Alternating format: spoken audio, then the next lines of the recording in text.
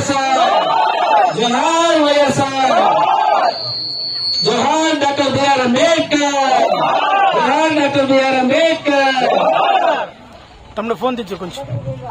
రాజశేఖర రెడ్డి గారి అభిమానులందరకు, ఇంకా లైటింగ్ అవలేదయా, జగనన్న సైనికులకు అందరికీ పేరు పేరున హృదయపూర్వక నమస్కారాలు తెలియజేస్తున్నాను. ఈ రోజు ఒక బ్లాక్ డేగా మిగిలిపోయింది. చాలా బాధేస్తా ఉంది. నేను ఒక దళితుడుగా, ఒక చిన్న కులం, అంటరాని తనానికి సంబంధించినటువంటి కులంలో నుండి వచ్చినటువంటి వ్యక్తిగా ఆ పేద వర్గాలకి అండగా ఉండేటువంటి వ్యక్తులు ఎంతమంది ఉన్నారంటే ఎక్కడో ఒకళ్ళు అలా ఉన్నారు. రాజశేఖర రెడ్డి గారు ఈ కులాలు ఆత్మ గౌరవంతో బతికేటట్లుగా వారు చేశారు. ఎంత బాధ వేస్తుందంటే నా జాతికి, నా పేద వర్గాలకి ఎవరైతే అండగా ఉంటున్నారో వాళ్ళ మీద విషం చిమ్మిస్తున్నారు. నేను చిన్నప్పటి నుంచి చూశా. నేను ఉద్యోగం చేసేటప్పుడు, బ్రేక్ ఇన్స్పెక్టర్ గా చేసేటప్పుడు చాలా మంది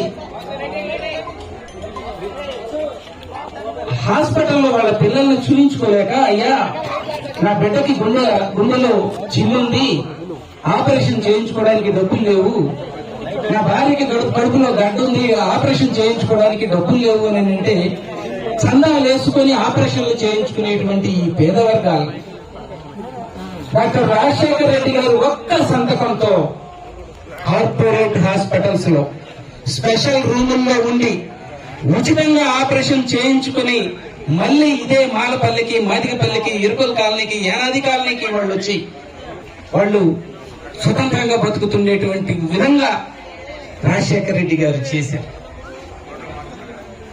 బీసీ కులాలకి, అరే మీరు వడ్డర్లు, మీరు పార్లలు తీసుకోండి, మీరు గడపారలు తీసుకోండి, మీరు ఆ పనే చేయాలా, రజకులకి ఇస్త్రీ పెట్టెలు ఇచ్చి, నాయి బ్రాహ్మణ్స్ కి గడ్డం చేసుకోవడానికి బ్లేడ్లు ఇచ్చి, ఈ తెలుగుదేశం నాయకులు మీరు ఈ కులపోళ్ళు ఈ కులం వృత్తినే చేసుకోండి, మీకెందుకు నా చదువులని చెప్పేసి చెప్తా ఉంటే డాక్టర్ రాజశేఖర రెడ్డి గారు అలా కాదు, మీ వృత్తినే కాదు, మీ జీవితాలు అరిగిపోయినాయి, మీ మనసులు కరిగిపోయినాయి, మీరు దానిలో కుల వృత్తుల్లో నుంచి బయటకు రండి, మీ పిల్లల్ని నేను చదివిస్తా, ఫీజు రింబర్స్మెంట్ ఇస్తా, విదేశాలకు పంపిస్తానని చెప్పేసి రాజశేఖర రెడ్డి గారు అగ్రవర్ణంలో ఉన్నటువంటి పేద వర్గాలకు కూడా రాజశేఖర రెడ్డి గారు అందిస్తే, అగ్రవర్ణంలో ఉండే రైతులకి ఆయన వస్తేనే రాజశేఖర రెడ్డి గారి పేరంటేనే వర్షం వస్తుంది, ఆయన పాలనంటేనే వర్షం వస్తుంది. ఉచిత కరెంట్ ఇచ్చి రైతులు వెన్నెముక విరిగిపోయింది. తెలుగుదేశం పాలనలో కష్టాలు పడ్డారు. ఈ రాష్ట్రం అరిష్టంగా మారిపోయింది చంద్రబాబు నాయుడు గారి పాలన వల్ల. అప్పుడు వచ్చినటువంటి రాజశేఖర రెడ్డి గారు రైతులకి ఉచిత కరెంట్ ఇస్తే ఎట్టేస్తా ఉన్నారు, కరెంట్ తీగల మీద బట్టలు ఆరేసుకోవడానికి అని చెప్పేసి చెప్పినటువంటి తెలుగుదేశం వాళ్ళు ఈ రోజున రైతుని నిలబెట్టాడు రాజశేఖర రెడ్డి గారు. ఆయన చేసిన ఈ వరుసన చూస్తా వస్తే కడుపు కాలే వాళ్ళకి తెలుసుద్ది, అవసరం ఉన్న వాళ్ళకి తెలుసుద్ది. రాజశేఖర రెడ్డి గారు చేసినటువంటి ఆ పేద వర్గాలకి వాళ్ళకి తెలుసుద్ది, కడుపు నిండిన వాళ్ళకి తెలియదు. మీరు జనం ఓట్లేస్తే గెలిచారని అనుకుంటున్నారు తెలుగుదేశం వాళ్ళు. జనం ఓట్లేసినటువంటి ఓట్లతో గెలవాలా,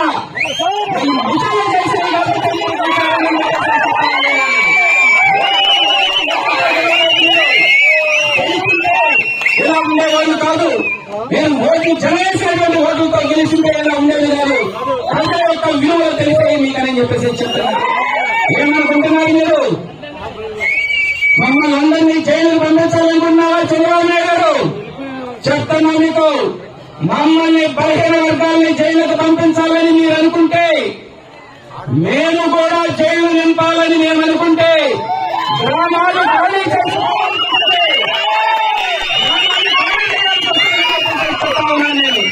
ఎంతమందిని జైలు వేస్తారు? ఈ పల్లె నిన్న కాక మన చంపాడులో మాదిగ పల్లెలో వాళ్ళని గుర్తిస్తారు. ఒక స్త్రీ ఆడపిల్ల వాలంటీర్ని కొట్టి వాళ్ళ పిల్లలు 3 పిల్లలుంటే ఆ 3 పిల్లల్ని బూతులు తిడతా. ఎవరు ఆ పిల్లలు వాళ్ళే? ఇందుక మనకి రిజర్వేషన్లు ఇచ్చింది? ఇందుక స్వేచ్ఛనిచ్చింది డాక్టర్ బిఆర్ అంబేద్కర్ గారు? ఆలోచనలు లేవా? ఏ పార్టీకి మాలపల్లెలో మీ పార్టీ తెలుగుదేశం ఉంటే తెలుగుదేశానికి చేయండి, వైఎస్ఆర్ పార్టీ ఉంటే ఇంకోటి చేయండి, బీజేపీ ఉంటే ఇంకోటి చేసుకోండి. ఏంటిది పల్లెలు? ఈ రోజున ఎంతమంది ఇప్పుడు ఈ కేసులో ఉన్నారు? 14 మంది ఒకవైపు, 8 మంది ఒకవైపు.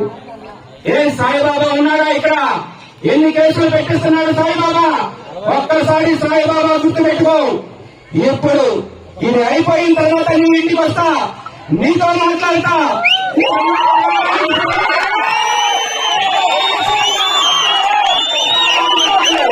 తెలుగుదేశం జిల్లా రాత్రి పగలబట్టించావు, మన జగనన్న కాలనీలో పగలబట్టించావు, జిల్లా పగలబట్టించావు.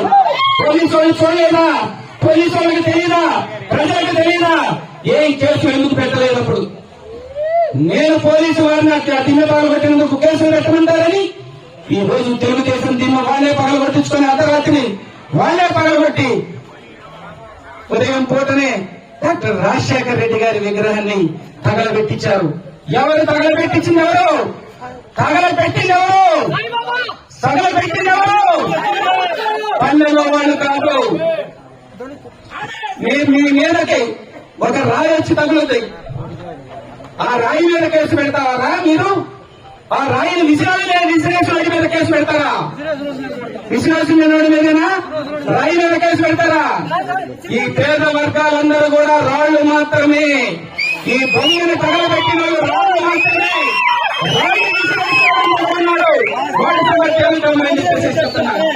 మీకు తెలియదు. ఈ యొక్క కాలనీలో ఈ రోజు ఇక్కడికి ఎందుకు వచ్చామంటే ఇదే మాలపల్లెలో ఉన్నది. మాలపల్లెలోనే చుచ్చు పెట్టాలని చెప్పేసి వచ్చారా ఇక్కడ తగలబెట్టడానికి?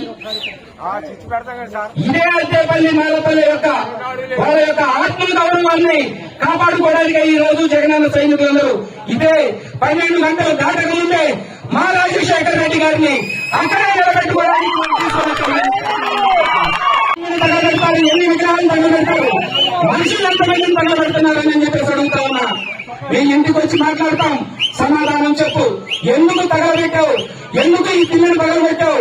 జగనన్న కాలనీ తిమ్మని ఎందుకు పగలబెట్టావని ఇప్పుడు మీ ఇంటికి వస్తాం. పోలీసు వాళ్ళని పెట్టుకో. నీ ప్రభుత్వం ఉంది, జైలుకి ఎంతమందిని పంపించుకున్నావు?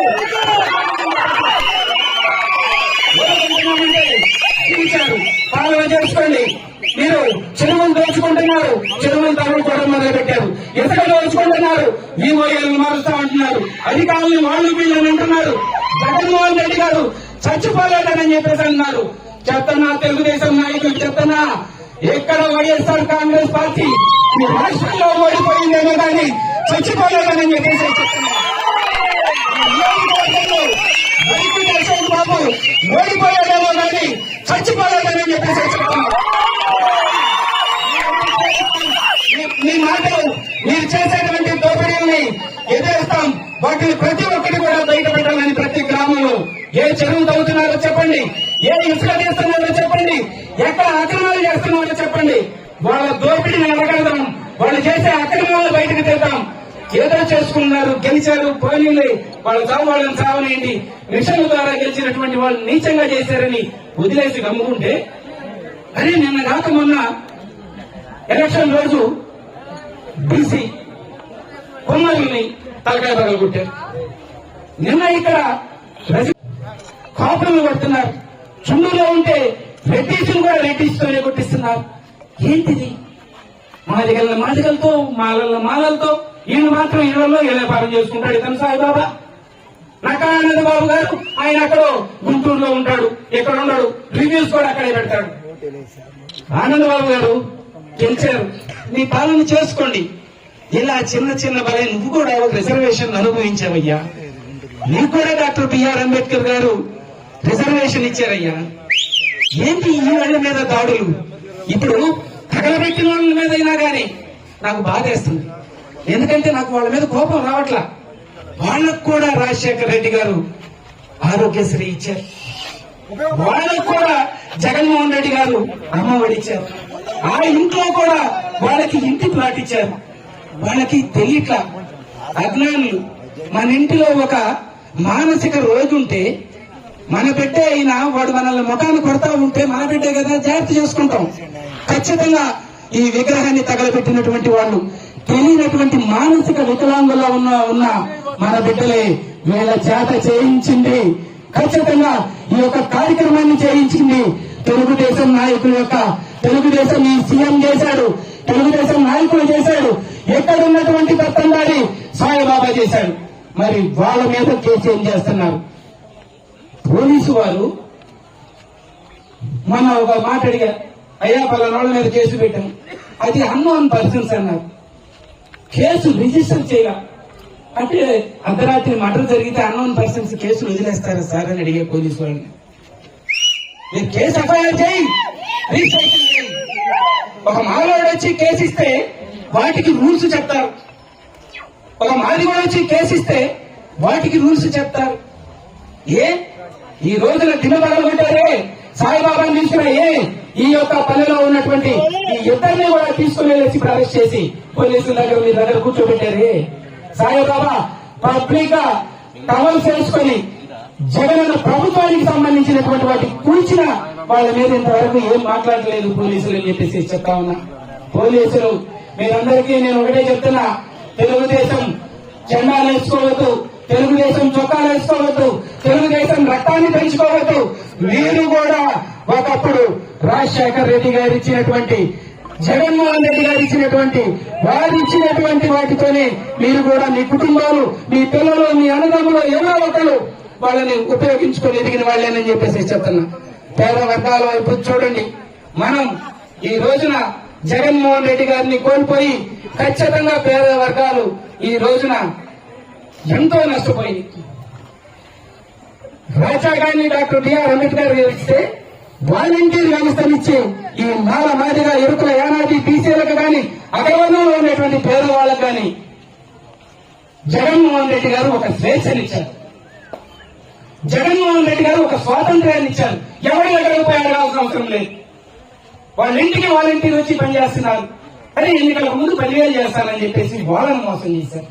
ఎన్నికల తర్వాత వాలంటీర్లు తీసేశారు. 15 సంవత్సరాలు ఈ మాల మాదిగలు ఏ నేరం చేశారు? 50 సంవత్సరాలకి నువ్వు పెన్షన్ ఎందుకు ఇవ్వట్లేదు అంటే ఇంకా అణగారినటువంటి వాళ్ళని ఇంకా అణగారేటట్టుగా చేయాలా చంద్రబాబు